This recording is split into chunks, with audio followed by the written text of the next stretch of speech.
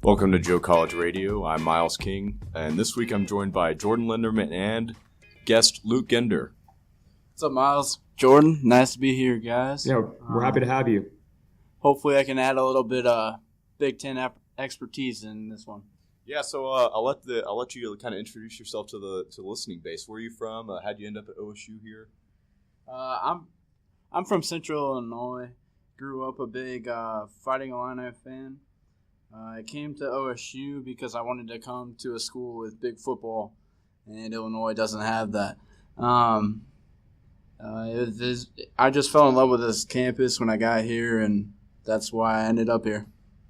Yeah, well, it's great to have you on campus. Great to have you on the show, Luke. Well said. And we will get to the big Fighting Illini game later in this podcast. But first, let's talk about the nail biter the Cowboys went through this weekend in Manhattan, Kansas. They narrowly held on to beat the Kansas State Wildcats 43-37. And in this game, they did literally everything you could possibly do to lose in Manhattan. Somehow, they still came away with the win. Yeah, 3 turnovers for the Pokes. But other than that, their offense was clicking pretty well. They were very high energy the whole game. Rudolph was really exposing the deep ball and the intermediate ball. But occasionally he'd have some mistakes, and that's something you can't do whenever you go into Bill Snyder Family Stadium, not Memorial Stadium as Miles thought last week. As I said last week. But he's not dead yet. The real trouble for the Pokes is facing a dual threat quarterback, similar to the Razorbacks in the past few years.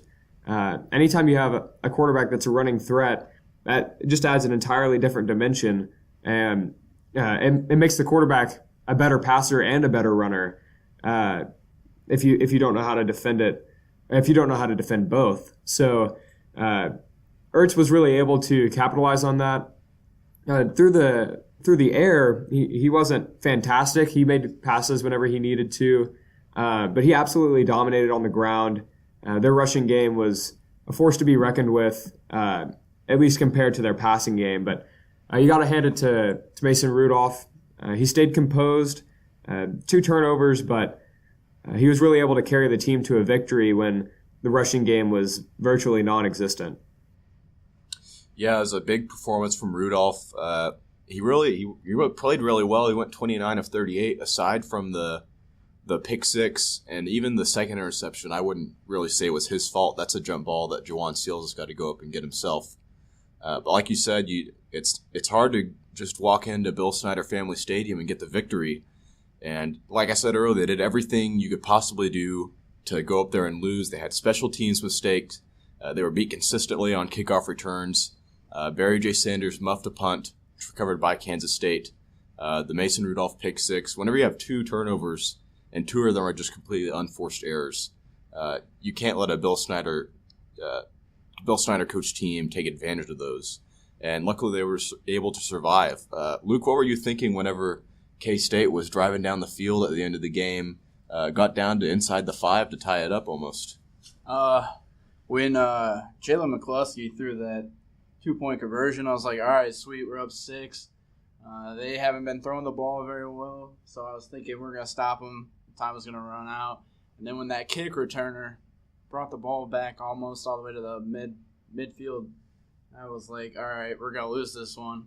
And then that last 10 seconds was just crazy. The play, the pass to the right side where he fell and he was short of the end zone and the time almost ran out.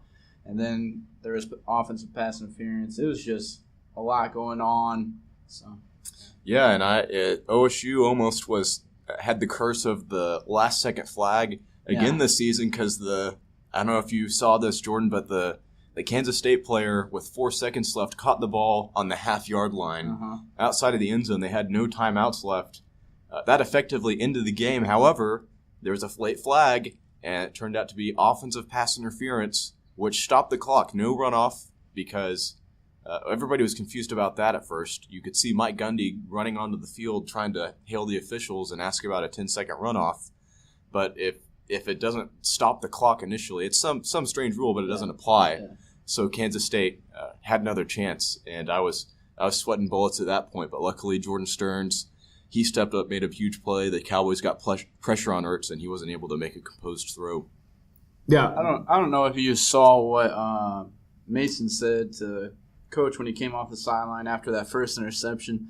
He looked at Coach, and Coach goes, "That was pretty bad, Mace." And Mace's like, "Yeah, I know that was pretty bad." And then they kind of just walked off and left it at that. yeah, It's nice. It's nice whenever you can trust a veteran player like Rudolph to be able to figure out his own mistakes. You don't have to pile on him. He already knows what he did. For sure, yeah.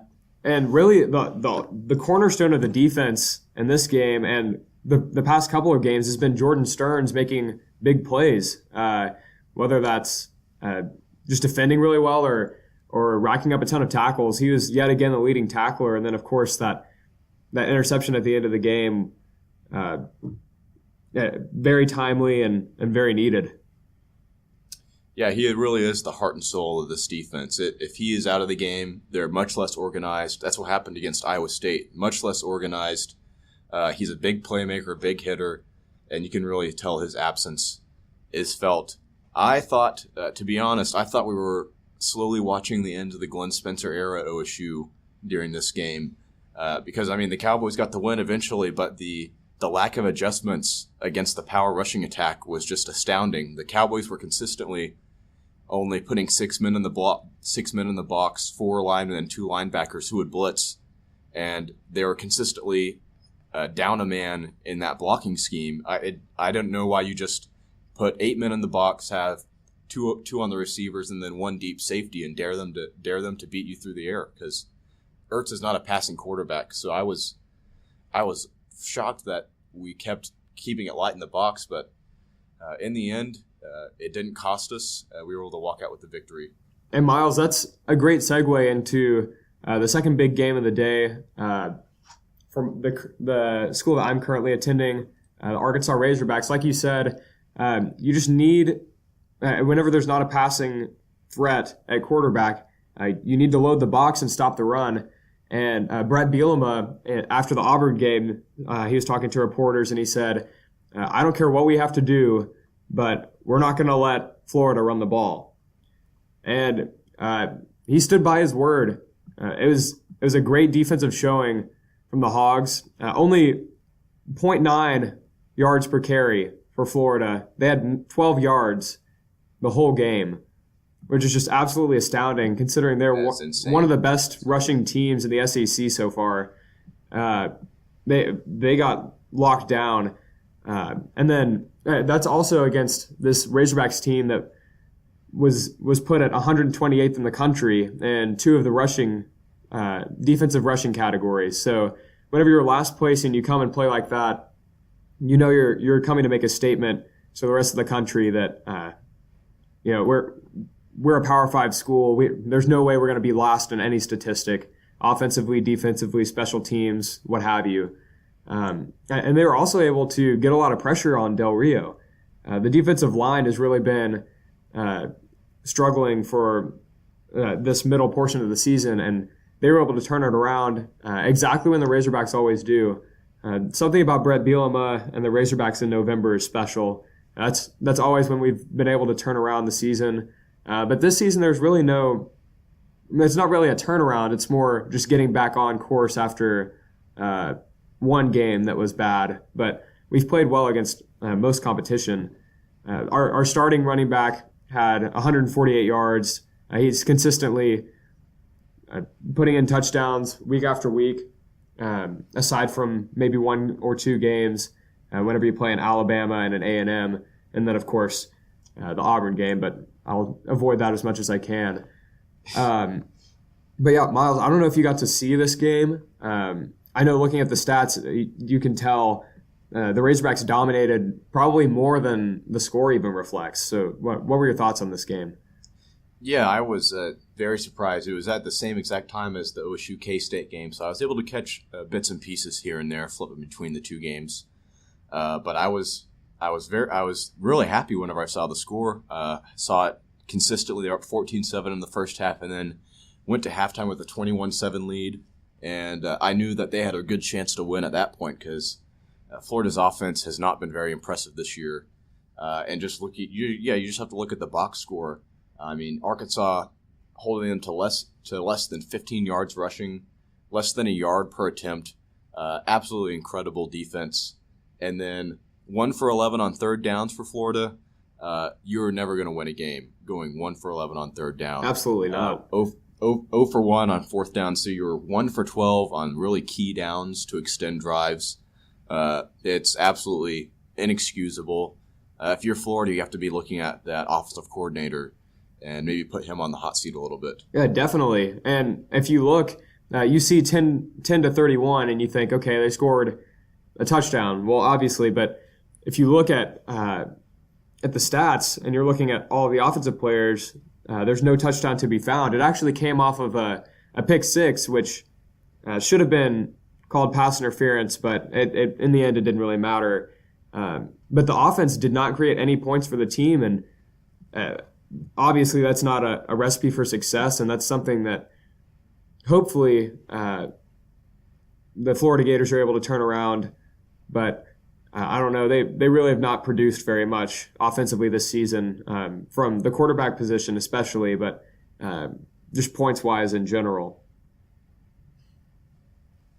Yeah, I didn't get to watch most of the game because I was watching OSU, but I was rooting for the Razorbacks because OSU needs as much help as they can get with the 1 loss and 0 loss teams up in the top 15 and under to improve their chances at a better bowl or maybe even the playoffs, depending on how everything shakes out the rest of the year. And being an Illinois fan, I got to see a lot of Brett Bielema back in the day when he was at Wisconsin. He's a tough-nosed guy. He runs the ball, and he makes sure his defense is ready to play. And by the stats, it looks like his defense was ready to play, and they really put it to the number 11 Florida Gators. So, yeah. Yeah, this is absolutely a beat down by the Razorbacks. Like I didn't even know their only touchdown was a pick six, which is just insane. Only held the Florida offense to a field goal. Absolute destruction. It really kind of tells you something when the fifth best team in the SEC West is putting the beat down on supposedly the best team in the SEC East. Oh my goodness! If there's ever been a conference with extremely lopsided divisions as this, I don't know, because you have the SEC West, which is full of pretty good teams. You got one great team in Alabama, but the rest are decent to pretty good teams, and the SEC East is just hot garbage, absolutely hot garbage. Florida got their butts kicked this weekend. Tennessee, terrible. Kentucky might make the SEC championship game. That tells you how good the SEC East is, that Kentucky might make the SEC championship game. Well, Miles, I totally forgot to tell you this, but before every home game, there's a committee that paints a banner that spans almost the entire student section in height and about half the student section in width. And they show it on the Jumbotron before every game. And this one said, SEC West, best division in college football, which was clearly a slap to the face for the Florida Gators. And there's nothing they could do about it. It was proven the SEC West is far superior to the SEC East, and it is one of the most lopsided conferences that I can think of. Whenever you have consistently the SEC West winning, sans Tebow, the SEC's won the SEC West has won consistently year in and year out, and they're always the ones that put up the title contenders, sans Tebow, of course, with a Cam Newton-led Auburn, whoever you want to put in led Alabama, and then LSU, just a lot of good teams that have been able to lead the way for the West, and really only one player that's been able to lead the East, and of course that was a while ago. So yeah, it really has not been super close between these two divisions, and this is probably the most polarizing that I've seen it in recent history. Yeah, well, speaking of the SEC West, now that we're on it, let's move on to the big matchup this week there. Now, if you're a fan of watching paint dry, watching hair grow, watching the grass grow, this is the perfect game for you. 0-0 through 3 quarters. grown man football, as the experts would have you believe. But this was just an incredibly boring game featuring two excellent defenses, but also one okay offense and one just completely inept offense. Of course, I'm talking about Alabama versus LSU, where Alabama wins 10-0 against the Tigers, and this was just a bore to watch. Yeah, it was really hard to watch. It was a very slow game, but at the same time, the game speed was pretty fast. The players were flying around all over the field. You could tell that there were a lot of good athletes. It's just not the scoring that we wanted. But this is an Alabama team that they were still able to rush fairly well against a solid LSU defense. But like you said, the LSU Tigers had absolutely no offense whatsoever. 33 rushing yards total. Fournette had 35, and then they had -2 among all other running backs and the quarterback. And then only 92 passing yards. So a really awful game from the LSU offense. It wasn't an exciting game. You could tell they were good athletes, like I said, but there's just not a whole lot. There's not a whole lot of offensive prowess compared to the defensive prowess of these two teams, especially the Crimson Tide. But this reminded me a lot of a game that I'm sure you remember very vividly, Miles. Whenever in 2011, Oklahoma State was kept out of the national championship game, and that was the year that Alabama and LSU played each other in the regular season, and Alabama won 9-6. And LSU won 9-6. I'm sorry, LSU won 9-6. And then Alabama went on to win the championship. Thank you for correcting me. So maybe this is foreshadowing that Alabama will be able to get back into the championship game, and it'll be against LSU. But LSU will win it all. Of course, I'm joking. That's not going to happen. But this is an Alabama team that really I don't see anyone getting in their way from this point on. You have Auburn, who's shown that they can play, but Chattanooga and Mississippi State won't be able to do much. So those are cupcake games right before probably won't end up being a close game, but what should be. And then, of course, the SEC East champion is not going to stand a chance against the Crimson Tide. So I think they waltzed their way into the national championship, or at least into the college football playoff. The main thing that stuck out to me during this game is that there was only 199 yards of passing combined between the two teams in a big-time college football game. In college football, it's an air attack game now, and I realize that LSU and Alabama are neither one of them are big passing teams, but it just blows my mind that there's only 199 yards passing combined between the two teams. Yeah. While we're talking about that, let's take a moment of silence for Danny Etling, the Purdue transfer to LSU. Or is that for Florida or LSU? Both. That the guy from Purdue. Oh, Austin so they Appleby, both have Purdue transfer. Yeah, the backup for Florida is also a Purdue transfer, but Danny Etling was a Purdue transfer as well. Yeah, that's what I thought. But anyway, he only had 92, and one of those came on like a 40-yard catch. So the rest of his passing attempts, the other 10 went for 50 yards total.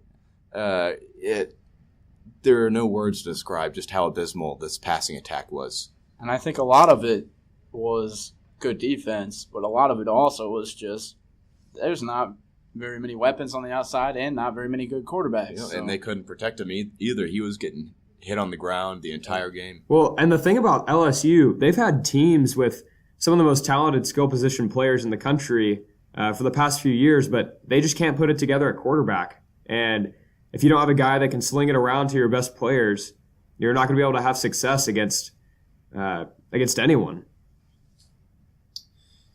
Yeah, it was definitely a mismatch on the offensive side of the ball. LSU, even with Coach O kind of leading the renaissance this year, they still got some work to do to recover from the Les Miles offensive era. But Alabama, for the 5th year in a row, beats the Louisiana State Tigers. Now let's move on to the rivalry, TCU versus Baylor, in a game nobody saw this scoreline coming. TCU goes down to McLean Stadium in Waco and puts a whooping on the Baylor Bears, 62-22, on Baylor's home field. This was also during the same time as the OSU game, and my mouth would drop every time I would go over and check the score because they just ran them out of the building. Yeah, and you said it. They ran them out of the building. Hicks having almost 200 yards. Kenny Hill having a solid game, but their rushing attack was one of the most potent I've seen all year, rushing for 431 yards. There's really nothing that they could do wrong this whole game. And I thought about picking TCU whenever we were doing the pick'em, but I saw that they had put Foster Sawyer in at the end of the game the week before, and I thought, I guess they're not going to play Kenny Hill. But they put him in, and he was able to make a lot of plays. And also, like, you've got to give it to the TCU defense. They stopped a Baylor offense that has imposed their will for the past few years on pretty much any defense they want. And they were essentially shut down, only rushing for 3 yards per carry. And, of course, Seth Russell did nothing special, throwing under 300 yards with only one touchdown and an interception. But you got to hand it to the Horned Frogs. They're just really able to capitalize on the run and expose the Baylor defense as absolutely disgusting. I mean, 28 points in one quarter, that's absolutely insane. Yeah, I didn't watch any of this, and I did see the halftime score flash up on the screen when it was 38-14. But man, that was the first time I saw the final score, 62-22, and I mean they handed it to Baylor, and gotta give them props for that. And it's fitting that Baylor receives the beatdown they deserve. On the weekend, they do the Coach Art Briles blackout. They were selling black T-shirts outside the stadium that said #CAB for Coach Art Briles. There was a CAB banner hanging from the suite windows. Another example of definitely not all of the Baylor fan base, but a significant portion of the Baylor fan base just continuing to turn a blind eye to the sexual assault scandal, which has rocked their campus and football program for the last year or so.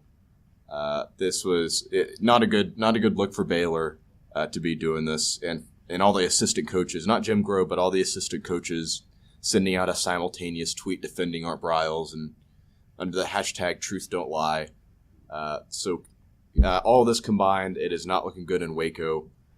They do not control their own destiny in the Big 12 now. They did have the tiebreaker over Oklahoma State before this week because they won. If they had won out, they would have been Big 12 champs. But now they have to win at OU this weekend and hope the cards fall the right way in all the other games in order for them to wind up Big 12 champs this year. Well, yeah, Miles, like I said last week, I expected at least 2 more losses, or about 2 more losses for the rest of the season for them to have a total of 3 losses. But after this TCU game, it's looking more and more realistic that they lose out. I mean, that's a hot take. I understand that, but they're going to Norman. They have to play Kansas State, who's a solid team, Texas Tech, who throws the ball all over everyone, and then a West Virginia team. They're going to Morgantown. So the schedule doesn't get any easier. Yeah, it is hard to see if they put out the performances like they did the last 2 weeks. It is hard to see them getting a win because they have a tough test in Norman this weekend against the Sooners. Texas Tech with their offense, they can outscore anybody on the right day, and I can guarantee you that Morgantown, they're going to be burning some couches. It is going to be a crazy atmosphere up in West Virginia.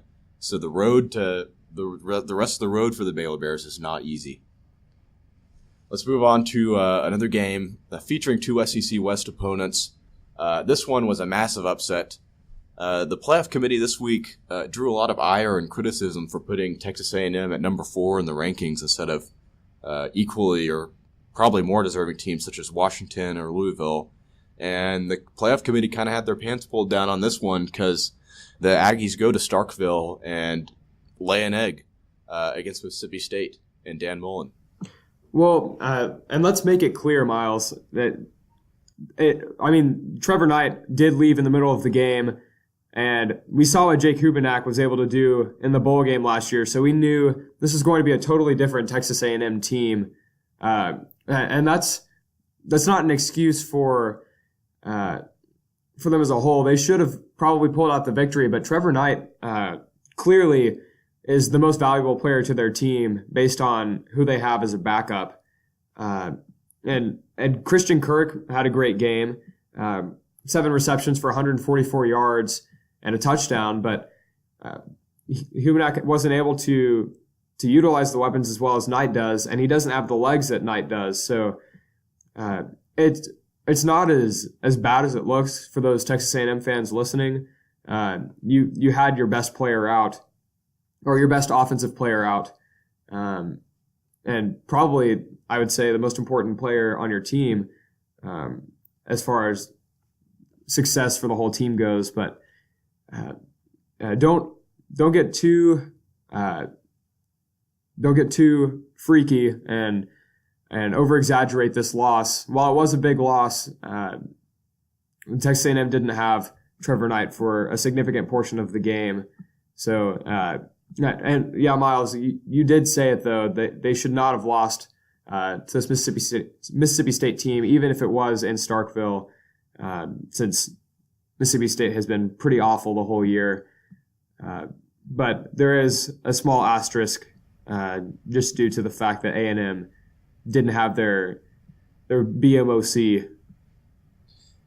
Yeah, I agree that you'd have to acknowledge that, but at the same time, Trevor Knight was not playing well before he exited the game. Jake Hubenak did a decent job going in as the backup, going 11 of 17, 2 touchdowns and 1 pick. But really, the Aggies had absolutely no run game, and they had no answer to the Mississippi State run game. I mean, if your starting quarterback runs out, and then your defense has got to step up, and they could not. Nick Fitzgerald, for a game, turned into Tim Tebow. He rushed for 182 yards. He was running over 9 yards a pop in this game. You can't let the quarterback just beat you like that, like he did. But overall, a huge upset. Nobody was expecting this. I mean, Luke, what do you think this says about the College Football Playoff Committee choosing to rank them up there? Does this just confound their decision even more? Yeah, I think it was a mistake to leave Washington out. Washington's proven all year that they deserve to be getting looks. It's always a good day when Texas A&M loses. That's coming from a closet UT fan. So, but it's always it wasn't that big of an upset. I think you guys are making it a little bit bigger of an upset than I think I would call it. I think A&M was ranked a little higher than what they should have been. I think that win over Arkansas kind of propelled their ranking a little bit, and I think that kind of caught up with them in this game, especially on the road. Yeah, and talking about Washington, they have the most points per game. They surpassed Louisville in the most points per game and the greatest point differential. So as far as dominating the teams that they play goes, they're the best in the country. Now, whether there's a little bit of a difference in the quality of competition, sure, you can argue that, but I think they should have been in the playoff as well. And I think if both A&M and Washington had won out, I think they would have put Washington in eventually. But yes, definitely a deserving Huskies team. Yeah, and you may be right. It may be making this a little bit big of a deal, but part of that is because it was just so absurd that the Aggies came in at number 4 in the rankings. But they're no longer a problem. They won't be there next week. But now let's move on. Our guest special this week. Let's talk a little bit about the Illinois Fighting Illini taking down the Michigan State Spartans 31-27. This brings Illinois to 3-6 on the year under Lovie Smith's first year as head coach. But probably more astounding, Michigan State is 2-7 a year after making the playoff, beating Ohio State in the Horseshoe. They are not going to be going to a bowl. But before we get into that a little bit, Luke, how did this game go down? How did Illinois pull off the victory here? Like you said, I know Michigan State's kind of down right now, but the state of what Illinois football is in, this is still a big win for us. Anytime you can beat a powerhouse, yes, they're down, but they are recognized as a national powerhouse. It's a big deal, and we were down to our third-string quarterback, Jeff George Jr. We lost Wes Lunt. We lost our backup, Chase Couch. And it was fun. It's enjoyable. I'm to the point now as an Illinois fan where I'm just happy for the kids when they actually get a win. But that being said, with Lovey as our coach, I'm getting more and more excited because Illinois is being talked about more. And, these were not easy circumstances for us. Like I said, third-string quarterback getting thrown in there against a powerhouse team. It was still exciting to see, and I'm hoping that Lovey keeps moving us in the right direction, and maybe we'll be competing for Big Ten championship somewhere down the line. Yeah, and I'm glad that you said that was your third-string quarterback because his stat line was pretty ugly. But your running back, however, has proven to be a great asset, and he was able to dominate the Michigan State front all game. And like you said, with them being essentially, I think we can say it now, or at least for the past 10 years, they've been a powerhouse, making the college football playoff, and then just under Mark D'Antonio, making great strides every season until this year whenever they've had a down year. The most interesting thing to me is that Michigan State doesn't even have a conference victory at this point. And the only two teams that they can possibly get a victory against are Ohio State, like Miles said, which I don't see that happening, or three teams, Rutgers, which that's a very possible chance for victory, or Penn State, and I don't see that happening at all. So their best chance is this upcoming week against Rutgers, 2-7 teams that are both 0-6 in conference. It's going to be one of the worst games of the week to watch for sure. Yeah, I think the Big Ten is known as the conference which has all the rivalry trophy games. I think they should make an impromptu trophy this week for this game between the Spartans and Rutgers. I don't know, maybe it could be like a plunger, a piece of crap covered in toilet bowl. Yeah, toilet bowl. We're all in the same brain link. Wavelength. But this is pretty ridiculous. I mean, Mark D'Antonio, like you said, he's made them into a national powerhouse to be reckoned with each year. It's kind of inexcusable whenever you go start 2-7 the year after coming off a playoff spot. You got to be wondering what's going on with that program. Consistently, they're good, even if they're not winning Big Ten titles. They're still 9-3, 10-2 type of team that's still nationally relevant. So you got to wonder what's going on there. But give all the credit to Lovie Smith and his Illinois team. They could sneak into a bowl this year. We'll see. But yeah, I want to add one thing. D'Antoni said after the game, he was asked about the game next week against Rutgers, and he said, well, with the way things are going, that's actually a big game. So that just kind of shows you where they're at right now and what his expectations are. But, it was a good win. It was a fun win, and anytime I get to watch Illinois win, it's a good thing. I want to make another point about Illinois. To me, this is weird, how bad we've been over the past – since 2007 virtually, how bad we've been. How many solid NFL players there are from Illinois. We've actually been doing a decent job making defensive athletes in the NFL. And like last night I was watching the Broncos versus the Raiders. Jihad Ward is starting on the Raiders defensive line, a 7-2, first place in the AFC West team. So you could look at a pretty long list. Vontae Davis, corner for the Colts. They produce talent, but when they're together, they just can't put it together, and I'm hoping that's what Lovie Smith is able to do. Yeah, leave it up to the Raiders to draft a guy named Jihad. They have the right coach to develop that talent and make him relevant again. Hopefully he'll be getting them to bowls consistently in short time. And let's hope that they do that this year, because that would mean a lot of turmoil come the end of the season, since they have Wisconsin next week, Iowa the week after, and then Northwestern. So I'm rooting for the Illini. I'd love to see some turmoil at the end of the season, see the standings shake up a little bit. Maybe the Hogs can sneak into the top 25 this week or the week after. We'll see. We're all team chaos here for college football. I like it. But thank you guys for listening to this week's review edition of Joe College Radio. As always, I'm Miles King, joined by Jordan Lenderman, and this week, Luke Ginder. Thank you guys for listening.